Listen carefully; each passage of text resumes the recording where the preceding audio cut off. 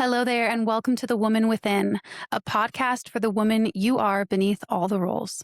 I'm your host, Nicole. And I'm your co-host, Sarah. We invite you to slow down, tune in, and make some much-deserved space for yourself as you listen and reflect on today's episode. If today's conversation speaks to you, we'd love to stay connected. Join our mailing list for updates and future offerings. You can find the link in the show notes below. And one more small ask to help us grow. If you think this episode would resonate with someone you know, please share. Let's dive in. Let's do it. Here we are. Finally, a year later. Has it been a year? It was I'm pretty sure it was before Rhea turned 1 that all this came through, and she turned 1 in February. Yeah, it was. It was definitely at the beginning of this year. So it's been almost a year. And I don't want to say it was my idea, but I remember I asked you casually like 2 or 3 times. And then you were finally like, yeah, I actually have been like thinking about this. And then Here we are. Here we are. Later. Because you've had many people tell you should do a podcast. And so, we should talk about why now. Yeah, we should. We should. But I think just going back to you saying, I don't want to say it was my idea. I don't think it was your idea, but you have a way of just being like, you should do that. It was like half sarcastic in a way. Was it? Well, okay. And then I was like, it was almost like I was waiting I was waiting for the permission. I was waiting for some external nudge, which the invitation. Yeah. The projector in me is like, someone needs to tell me I should do a podcast at some point. Well, that was me. Yeah. Thanks, girl. Sure. Cheers to that. And just cheers to this moment, finally sitting down and taking the time to actualize this project and do this for ourselves. Yeah. We need this. And I'm so grateful that I get to do it with you. I feel so honored. And just a thank you to Mama Cacao, because I feel like that was a huge reason why our hearts were able to open with each other. And these ideas came through in the vortex that they were. There was like crazy amount of downloads we were having. But she also grounded us into the down and dirty version of how we're starting. And I just think it's beautiful. And I'm so excited. I'm so excited too. And I'm also equally as grateful and honored to be here with you. You have been such an important person in my journey as a mother and in this version of who I am today. Truly. We've talked about this many times, but I will say it for the pod. So many people say that early motherhood is lonely. And that is not something that I experienced. And it's because of our daily voice notes and being so like in a similar place that whole time.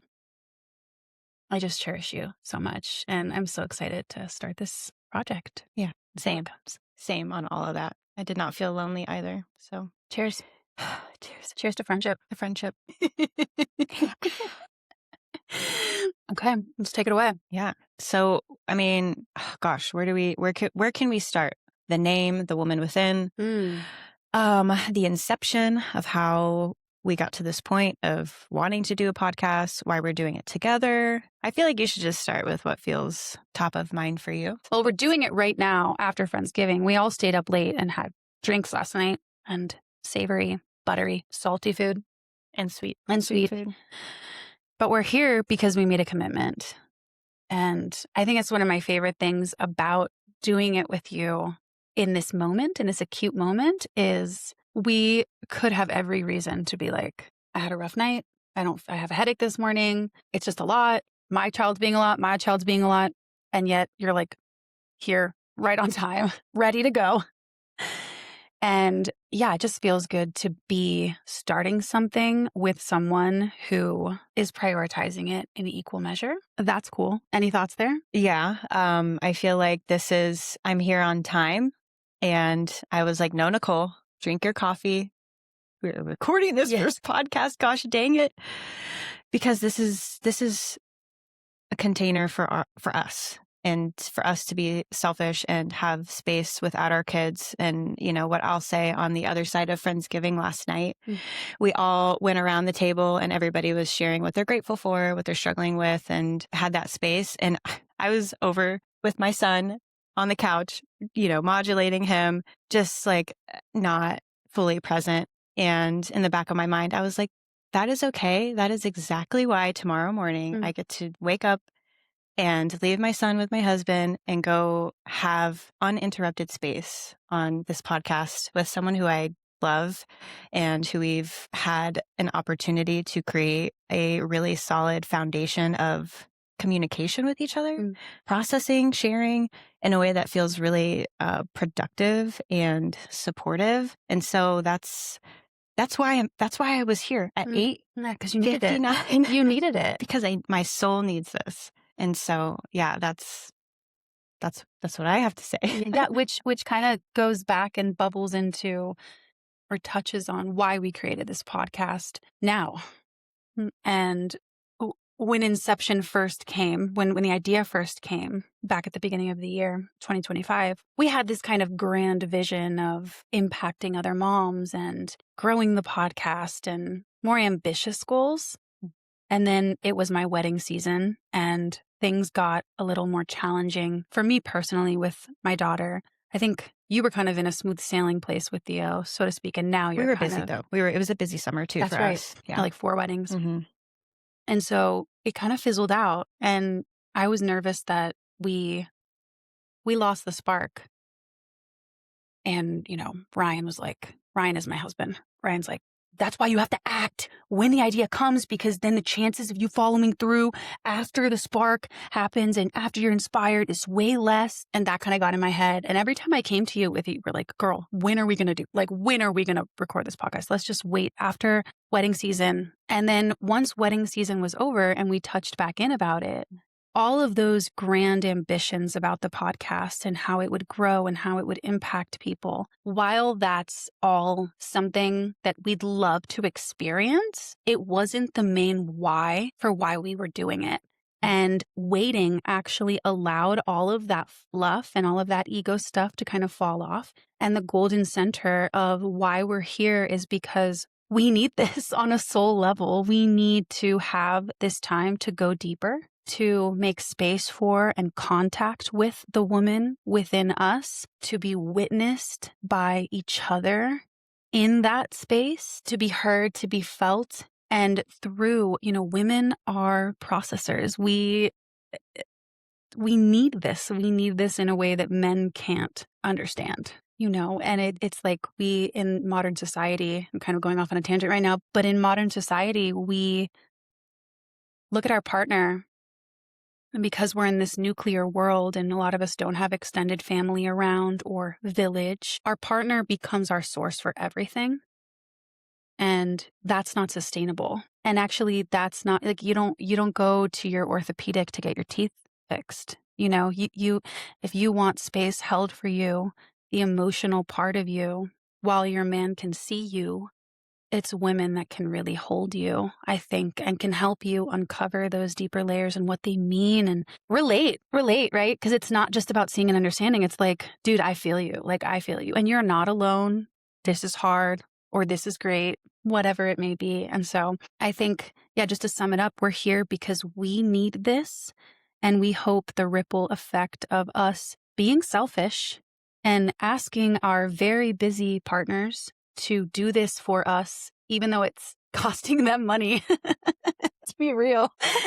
It's costing them money. But they see like they're better women, they're better partners, they're better mothers when they have this space and can like fill up our cups. So yeah, and we hope that through us taking this time and space, that this becomes a breath of space and connection within the listener's life as well. Whether you're listening on a walk with your child or whether you're listening in the bath alone, it becomes a prompt to slow down from the highly stimulating and varied content that we're constantly moving through and actually go beneath, period. Within. That was just, a beautiful summary to like relive that in my brain of where we started and our big ideas, and then Ryan and his grounding questions. And time. I feel like that's where we've been able to connect is in our feminine in the gestation period of this podcast. I'd be curious to know if it was similar to a pregnancy. So it needs time. I feel like it worked its way in a, sort of woo-woo spiritual sense. I feel like it sort of worked its way down through the chakras. And we had these, big, lofty ideas of what this would be. And then over time with our lives, it just had time to mature. And now it is truly raw. We have raw cacao. We have we were sitting around this table last night. It's your home and your heart. And what I'll say with what we do want to offer through this podcast to anybody listening, I mean, I have found so much confirmation, validation in listening to other people's stories on podcasts. Like it's been something, outside of like our relationship that we've cultivated where I've found myself through motherhood and figuring out who I am as a mother. And Nicole and I don't just talk about stuff and vent and complain and like dig ourselves into a hole. Like it's a question of like, okay, what now? And how are you going to move through this? And so that's something I'm really excited to share, is a process that we have naturally kind of found with ourselves. And we have a beautiful question that we always ask each other to bring that through. Go ahead. It was your question. It started from you. So was it? Did it start from me? I'm pretty sure you coined the question. The question. And the question is, what's here for me? And it's a really beautiful way to introspect. And so, yeah, I hope we can share that with you and share that skill, because that's something that I will pass down to my kids and hopefully to anybody listening. I think one of the things that we do and that question presents to us is what is our role in a specific dynamic or circumstance? Because sometimes, for example, my daughter and I have struggled with sleep since she was 6 months old. You know very well, very intimately, you have your own journey with sleep. And we can look at a situation like that as it's a black and white problem, and there may be a black and white solution, and the goal is just to fix it, right? But with this question of what's here for me, it allows me to reflect on what it's triggering in me, what it's bringing up in me, that skill of like, how am I going to move through this? What kind of mother do I want to be?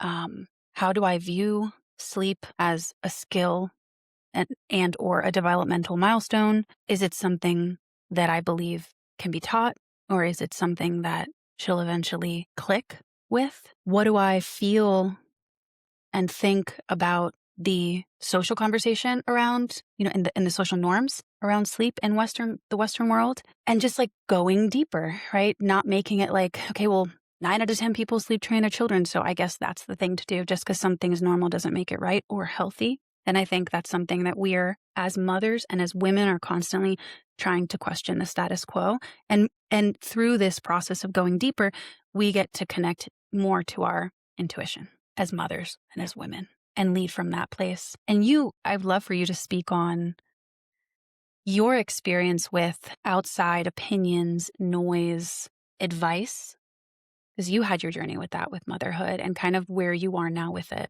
Oh, still.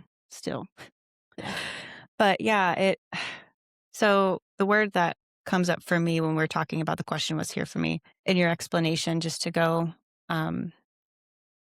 there, is self-responsibility. It's like, where do I have control in this situation? Where can I, get clear in my beliefs, my core values? And it just draws you deeper in. And so for me, gosh, I didn't know what to expect with my first kid, with anything. And, doing anything for the first time for me is always a lot. It's just like a lot in my nervous system. I'm just like high stress, high cortisol. And that, cortisol literally turns off your prefrontal cortex and puts you in survival mode. So I was not connected to my intuition for a while. And it was a process of getting there. And I am just somebody that, with my emotions, when something's off, when I'm out of balance, we all have different coping mechanisms. Some people suppress, some people,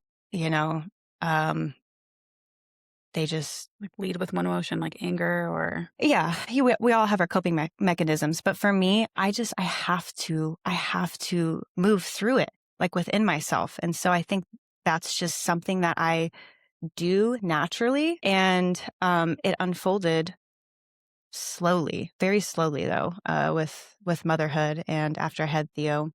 And I don't even know where it started. It's just when I crashed. I remember when you crashed. So that's where it started, Okay. I think. Well, Yeah, it was when you went to the doctor and that was another one. Yeah. she was, that's when I remember it being like, it I unfolding for you remember because you too. were like, he's mirroring Travis's nervous system. And then you were like, wait a second. And then, So that's good. tell that story. So Tell first, that story. so the first, I guess, transition out of like my nervous system being high rev and not being connected to my intuition was around 3 to 4 months when I literally, like, I think my adrenal glands were just like done. And I crashed and I just like had to slow down. I stopped trying to go to the office, into the chiropractic office and like do all these things. I just like stayed home. I took a nap with Theo. Like I didn't nap with Theo for the first 3 months he was alive. Wow. Cause I couldn't. What were you doing? I was just like, wow. Yeah, deer in headlights. Wow. And so anyways, I crashed, finally started just like relaxing because I had to. And then I think what you're talking about in that appointment I went to was around, I think it was like 6 months. I think so too. I think it was like the 6-month appointment we had at this wellness clinic. And she was like, he just seems really like frantic, which in hindsight, Theo is still kind of like that. So you needed that message though. But it was an opportunity for me to be, I remember noting this to you. I remember I was up in the loft and I was like, Nicole, this is so painful, like to look in the mirror at myself for the past 6 months and be like, that was me. I was so stressed out and my child was he's just running off of my nervous system. And so it took experiences of other people showing me things, I guess through my son, for me to be like, oh, this is not sustainable. And then I will say books, podcasts are other places where I felt really doors were opened to my eyes and ways things could be. Cause I just think it's so overwhelming as a new mom with all this information. The information, I don't Google anything anymore. Yeah. I really don't. I don't. I do too. Yeah. I was Googling so much in the beginning. Me too. So much. So much. And it's just like, yeah. And so stories, real people's stories are what helped me understand that I do have an intuition. I can listen to it. And it's like a constant process of me being more confident in listening to my intuition. Just to like connect the thread, because when you Google something, you're getting a very black and white. There's no nuance. There's no gray. There's no shades. And that creates panic in the body. And I think stories provide that nuance. Stories provide the color that we need to either say, okay, well, that detail I resonate with, or that detail I don't. And it's honestly been one of the coolest things about sharing my journey of motherhood on Instagram. Even just yesterday, I posted, Rhea wouldn't take a nap. She wouldn't take a nap. And at 1:30, she finally went out and I just felt my nervous system like drain, like just the cortisol drain from my body. And I was like, my God, like the first like truly embodied belly breath that I was able to take, for a couple hours. And I posted it. I was like, can anyone else not relax until their overtired child takes a nap? And everyone's like, oh my God, I thought that was just me. So anyways, I say that to say the more we share, like you said, the more that we can provide the nuance that I think is lost in the 15-second Instagram reel or the Google search. And it sounds like is part of the reason why we're here doing this podcast. My last thing on that, to give a bird's eye view of like the whole Google thing. I feel like Google and what's the information is very heady and it's like intellectual and it's, where is it coming from? Who's it coming from? A man? Who's it coming? Exactly. We love men. Exactly. We love men. This is not going to be a man bashing podcast. And also they're not mothers. Exactly. And so I think the stories, what that does for me and like what I've been tapping into myself has been the ancient wisdom of all the women who have come before me, and that's been I think like where I settle now and like where I sit in my intuition is like all these women within me that have lived this life before. Who knows if that's a thing? I don't know, but but yeah. But if it is, But if it is, that's where I feel connected and where I feel aligned and where my intuition comes from. What is your process of getting into your intuition? yeah, no, I love that. And also ancestors, right? Yeah. Like not just previous lives of like our souls, if that's a thing, but also our mothers and our mothers' mothers, and all the way back to when we were primal village people. Mm. And from that perspective, stories, they didn't have Google. Stories are how lessons and wisdom was passed down. And so this is us carrying the torch in so many ways. Yeah, I think my intuition, it's a good question. It was kind of hard for me to like remember. Yeah. Do you remember? Or do you want me to give my remembrance of where you were? I feel like you Oh my were, God. Yeah. Prompt me. I don't remember. I feel like it was like I crashed around 3 months. You enjoyed the newborn phase. Yeah, I did. And it was like later on. It was like maybe 5 or 6 months when. It was when she started teething and we started getting split nights. Yeah. The split nights wore me to my bones in so many ways. My relationship to myself, my ability to step in as a mother, just my relationship to motherhood. Like I really struggled once we started having split nights. Which, for anyone who doesn't know, a split night is when you have a wake window in the middle of the night. So your child is up for 2 to 4 hours, wide awake, just playing and doing all the things. So once that started happening, I broke down and actually didn't truly come out of that until we stopped breastfeeding. So from like 6 or 7 months to 15 months, I was like constantly struggling. And I would like voice note you and like be so annoyed that I was like talking about it again. But it was like, it was so big in my experience. And I think the hardest thing about that is that no one else in my circles, no one in my family had experienced split nights with children. And I had chosen to co-sleep and breastfeed on demand. And so those were nuances of our circumstances that made me feel isolated in the experience. And you were a safe place for me because you knew the intricacies of the highs and the lows of co-sleeping and breastfeeding on demand. I mean, there are just as many highs as there are lows. At least in my experience, that was my experience. And we still co-sleep, and I love co-sleeping, and it's hard. Mm-hmm. I like when my daughter in the middle of the night sits up and goes, "Mama, mommy," my heart I'm going to cry. It's like in that moment in the dark, in her most vulnerable state, I am who she reaches for, and I'm right there. And I get to meet her in that place and hold her. And we fall asleep heart to heart. Oh my God, I'm literally crying. Hold on. Me too. You're crying too? Not as much, but yes. We get to fall asleep heart to heart. And I know that sound is how she slept in the womb. And it is so challenging sometimes, there's so many nuances. Like I'm definitely not a person who ever looks at a situation as entirely good or bad. I'm like, it's great. And the shadow is this.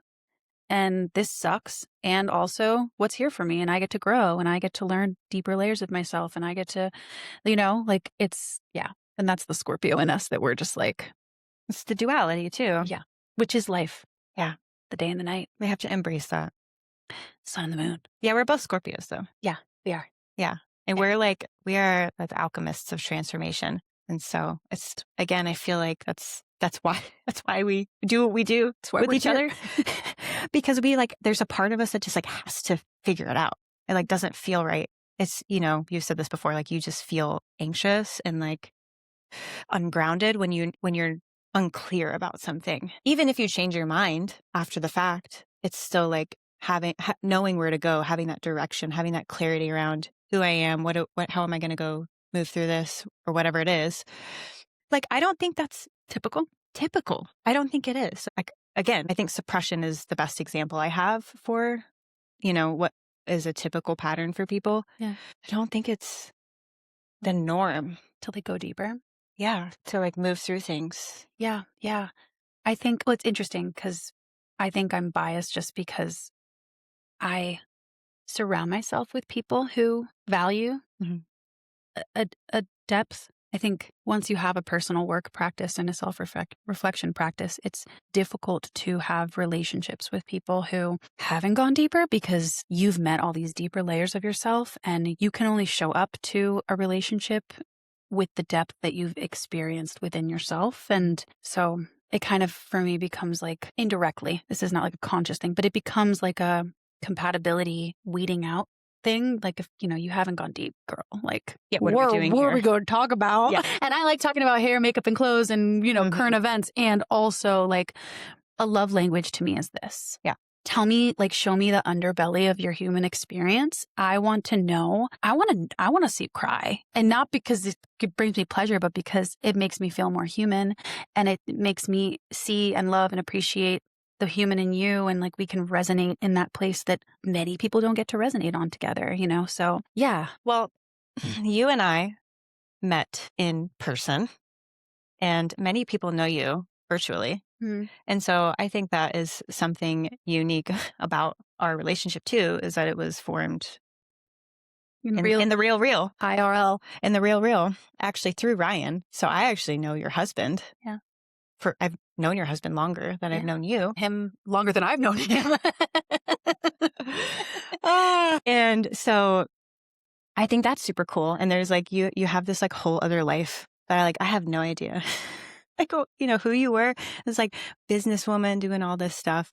And I say all that because coming back to the question we asked earlier is like, why did it feel right now to have a podcast? Because you've told me like people have always been telling me I should have a podcast. I should have a podcast. I have, an audience. So like I should do it. I think it's not just that I had an audience, it's that I like to talk and I process through talking, conversation. So I think so. I did have a very public life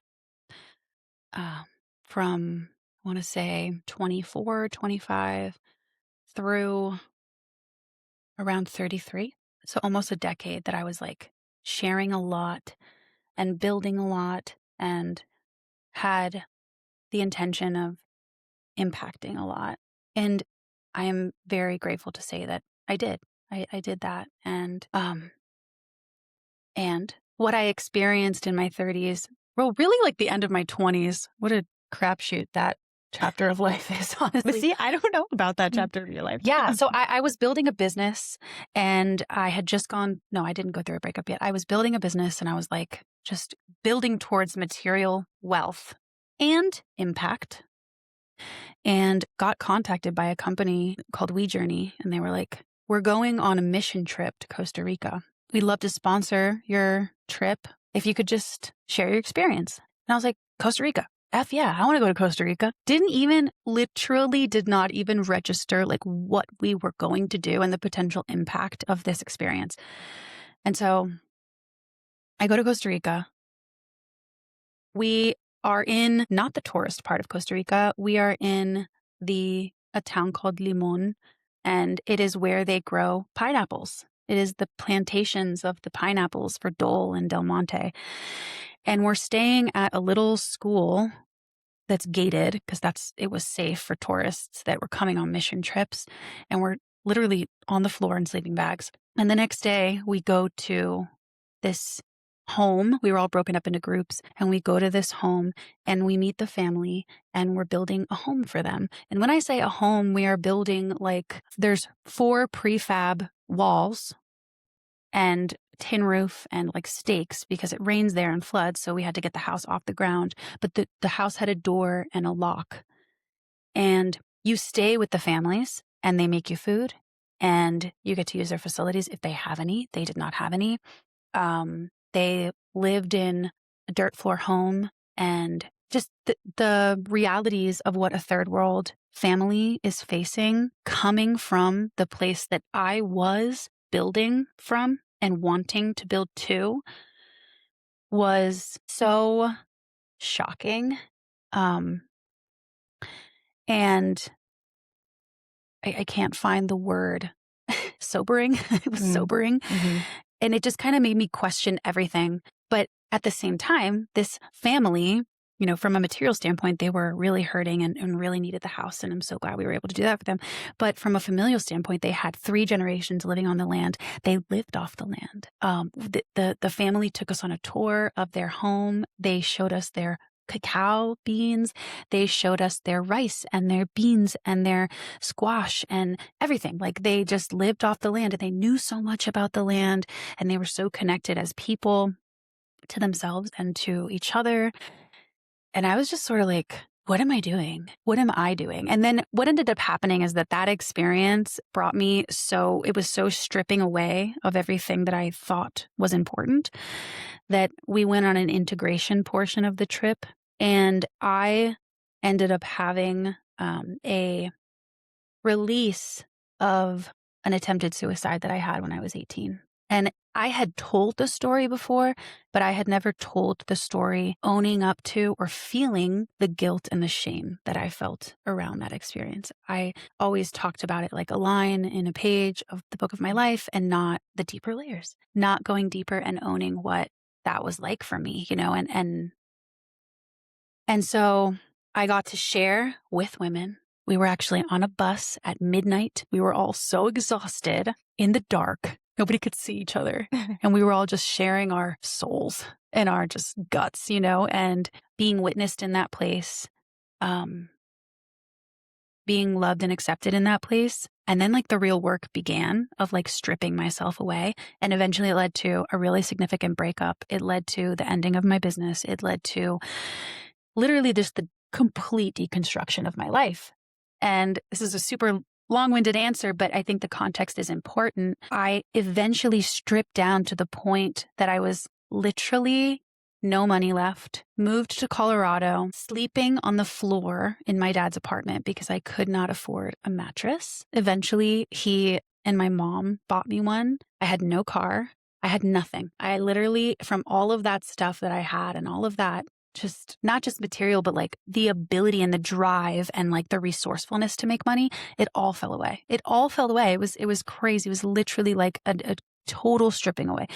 And then from that place, was able to really look at myself, get in therapy, develop a spiritual practice that was sustainable and productive. You used that word in the beginning of this session. It wasn't just the fluff of crystals and, some of the things that you kind of get roped into in the spiritual world and like the new age, but things that were actually tools that helped me meet myself and then decide how I wanted to show up in the world. And from that place, I've been building, went to massage school, stayed offline, went to massage school, met Ryan through massage, met you through massage, met my whole community through either massage or Ryan, and then got back online from that place. Right. And it was like, I needed to meet myself in the depths of myself and have all of that stripped away because external validation was so important to me. And we're still seeing trinkets of it when I'm like, I need to be invited, right? Instead of just being like, no, I want this thing, I'm going to go get it because it's aligned with my soul. Mm-hmm.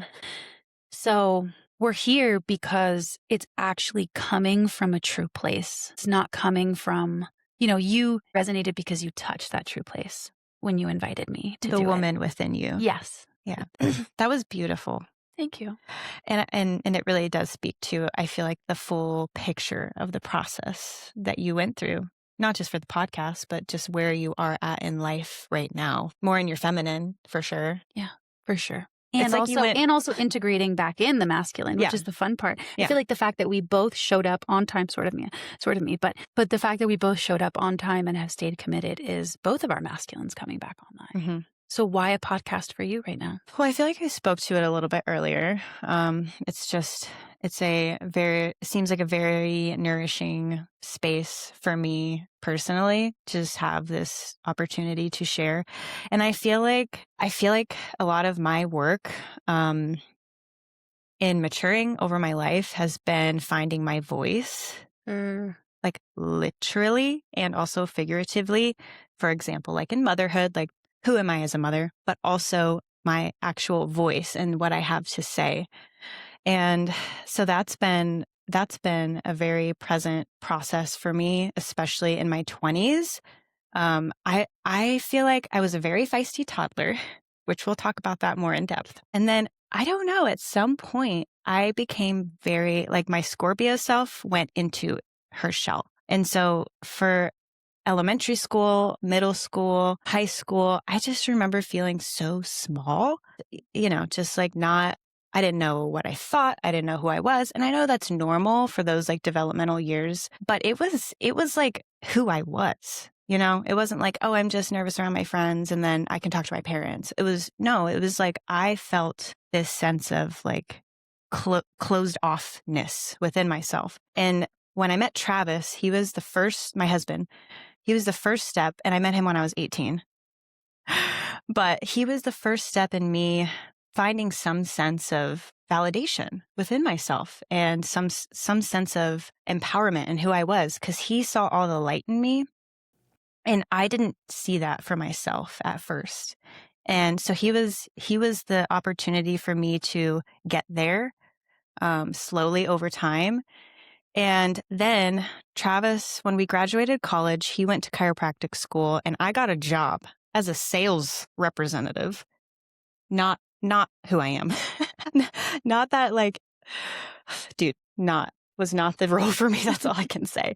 But, it was like making money. It was going to support us while Travis was in chiropractic school, which is just, yeah, he was making no money. We'll just say that.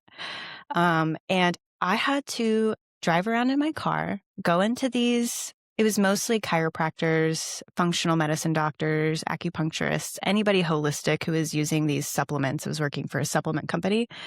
I had to go into their office as a how old was I? 22, 23-year-old.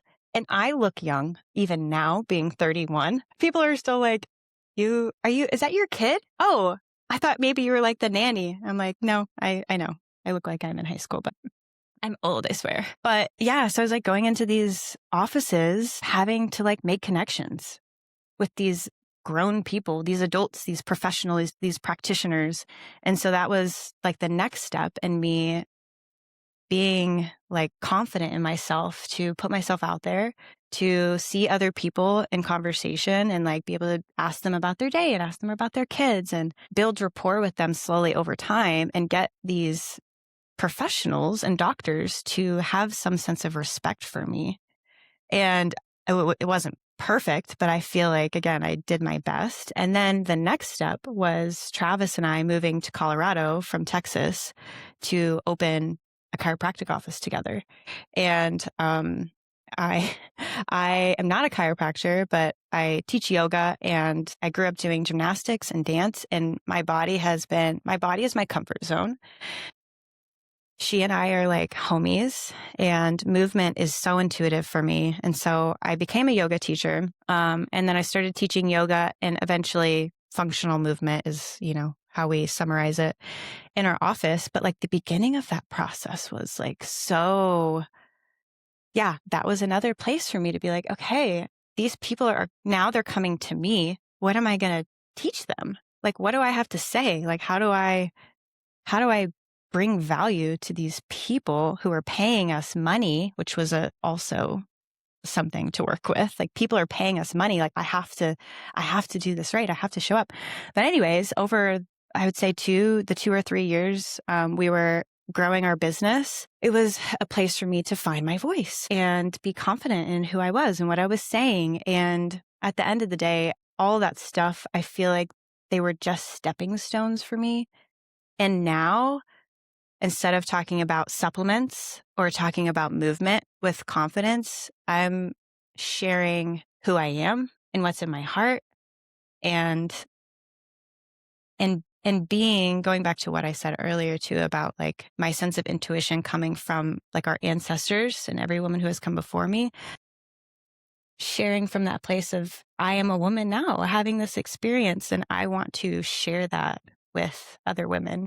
But like, just to get it out there and for my voice to be heard feels like a big moment in my life. That was so cool to listen to. I've never heard your story from that perspective of your voice. It just came through too. Oh my God, it was so powerful. So, so powerful. And then hearing this thing about, the ancestors and the women before, like in several generations, you will be a woman before. Like that's so powerful, like full body chills. Our mugs, the woman, that was okay. This was my mug. This is you and this is me. Yes. But this mug, I've had that for years before I became a mother, but like something about like the faces on it just like spoke to me, So yeah. They sure look sleep deprived. They sure do.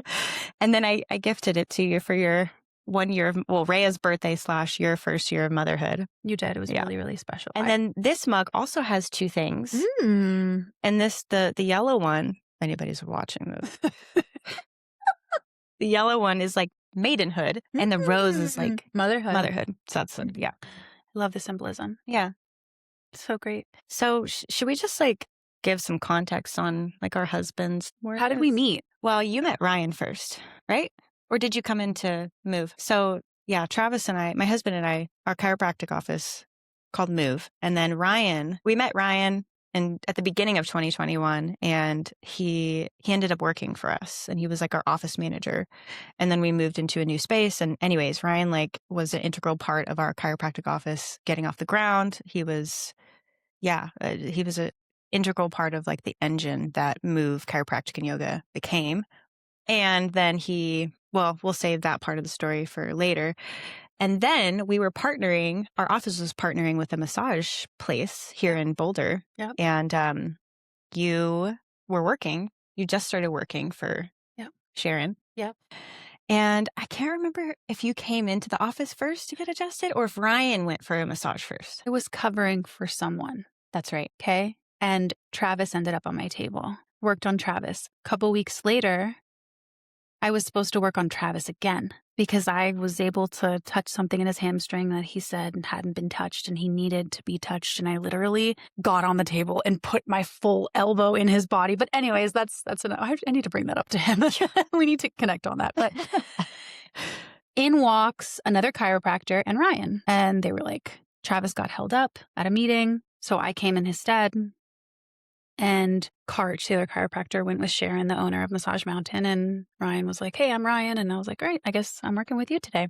So he got on my table, which is a super no-no in the massage world. Like, you're not supposed to date people that you massage. But I don't massage anymore, so it's fine. And it had never happened before. But technically, it was a trade. But anyways, yeah. Yeah. And then he was like, I'd love to get you in for some chiropractic care. Like maybe we can develop a relationship and like you refer people to our practice and we'll refer people to you. And I was like, okay, cool. So he's like, I'm going to text you from the work line. And I was like, okay, cool. And then from the work line, he invited me to the company party. And that's when I met you. Yeah. Was that the first time? I might have come in for like a Move session or something. Yeah, maybe. But it was all in the same month. Oh, yeah. It was all in October. And then at the company party, he was like, what are you doing after this? And I was like, oh, I don't know. And then he's like, well, can I text you from my personal line? And I was like, sure. And he was just different from any man I had ever dated. And then we started dating and I started doing care at Move. And then 6 months later got pregnant. And I remember coming, like literally, it was probably a week or 2 after I found out. And I came to a women's event that you were hosting at Move, a women's circle. Yeah. And I was sitting across from you in the circle. I'll never freaking forget. I know. Me neither. The way that you jumped up. I had never seen this side of you. You jumped up when I told you, because you had put like spirit cards or something around. And my spirit card said, I am a creator. Yeah. I am a creator. And you were like, the prompt was share what's coming through. And the only thing that was coming through was I'm creating life inside my womb. Like, I don't even know I could talk about. There's nothing more potent I could talk about. So I said it and you jumped up and you ran over to me and embraced me. And do you remember what you said or like what the essence of it was? I was excited for you. I was so happy for you. I was just like completely like, didn't even like left acknowledge I wasn't even like aware of the fact that this was a surprise pregnancy. Like you're probably feeling all kinds of ways. I was just excited. Which I think I needed. I think I needed that because a surprise pregnancy when you've been with someone for 6 months is It's a lot. Yeah. Part of the reason why I was so excited that you were pregnant is because I had been having this very subtle, like, this is not, I was having these visions and dreams and, it was just so subtle, but I felt like I was feeling a soul knocking on my door. And, did we go to the other women's circle after? I think so. Yeah. you were already pregnant at that time, weren't you? No, I wasn't. But anyways, and so I had been feeling this call to be pregnant, which I had never had before. Like, I knew we wanted to have a kid or kids at some point, but like I never had a timeline. The feeling just started coming through. And then you're my first like validating sign Mm. that it's my turn, that like I am correct in what I've been sensing, in terms of like a spirit baby or a soul. And so I think that's part of why selfishly I was like excited, because I was like, oh my God, okay, great. I can be pregnant with somebody. Go on this journey with someone. I mean, really, I think that's where that emotion was coming from. And then we went to another women's circle, and we have a friend, Lee, and she was talking about she was there with her son, and she was talking about her experience getting pregnant. And she was like talking about this sort of like metaphysical whole spirit baby-esque experience. And then another woman was like, yeah, there's this book called Spirit Babies. And, for me, I'm not like totally believe in it, totally not believe in it. I'm just sort of, I take what I feel like resonates with me. But anyways, it just opened a door for me to be like, okay, whoa, this is happening. And it's my turn to bring a soul into the world. And the card I pulled at that women's circle after the one I hosted was, oh, what was it? It was like passion or something. It was like something about, I'm like, okay, I'm going to, at this time, me and Travis are going to like go, Go have sexy time. go have sexy time, which is not like we conceived Theo that night, but there's just the sequence of something really practical, like creating the baby with another human, and this very like spiritual experience I was having with that. And you're one of my first validating pieces around that. And I was pregnant 2.5 months later, Yeah. with Theo, Yeah. and pretty much the rest is history. Here we are. Here we are. Yeah, and I remember going to, I'm going to put it in air quotes, going to the Ed Sheeran concert and meeting up at a Mexican restaurant before, and just sitting at the bar, and I was, pregnant, and like, pregnant. Why are we Why here? are we here? I think I was still in my first trimester, and you just like looking at me and being like, I'm pregnant. And I was like, I literally like jaw fell on the floor. I left that like, was that reaction too much? But now that I've gotten to know you, like, you're just a little bit more stoic than me. Not that you don't feel, you just don't. It can be unhinged sometimes. I like unhinged. Yeah, I know you That's love a that good about way. me. Yeah. And I love your, like, we're both Scorpios, and I'd say like I can be, not that you can't be a rough sea, but I on a spectrum, I tend to err more there, and you tend to be still on the top more, and like there's more going on under the surface. Does that more like rip currents? There's rip currents. Totally. I think that's a really good visualization for how both of us are. I'm like the shore water, and you're like a little bit out. There's things going on, but you're like cool, calm, and collected on top, right? Yeah. But I don't know when you said this to me, but you said it to me like, we're meant to be part of each other's journeys. Like, this is something that I feel and know. And I didn't, I'm the kind of person like slow burn connection. And then once you're in, I will ride for you to a falls. And I remember being like, that's a really bold, forward thing to say. And now I'm like, it was such a channeled, like intuitive thing that you knew. And now, I mean, looking at where we are and where our husbands are together, our husbands own a business together. They have branched off from the chiropractic office and now own a digital business together. We have our children. We have our podcast. It has been so intuitive and so beautiful to witness. I'll use the word you did, the gestation of our relationship and the unfolding. it is sacred and it has truly had the time to grow roots. I feel like, we don't just like connect superficially. And so I'll just wrap this up by saying that this is the kind of stuff you can expect from this podcast is just the real, raw, honest conversations and processing, storytelling. Yeah. So we just hope you guys tune in. And if you have anything specific that you want us to talk about, topics, questions, please let us know. But we are so honored, excited, and happy to be here. Should we ask to like and subscribe? Is that like what we do too? You go ahead. Yeah, sure. Do that. Cheers. Okay, we're using that. Okay, good. I love that. I mean, you could just use that. If you want. Yeah, if you want. Okay. This is so fun. We'll see you guys next time. See you next time. Bye.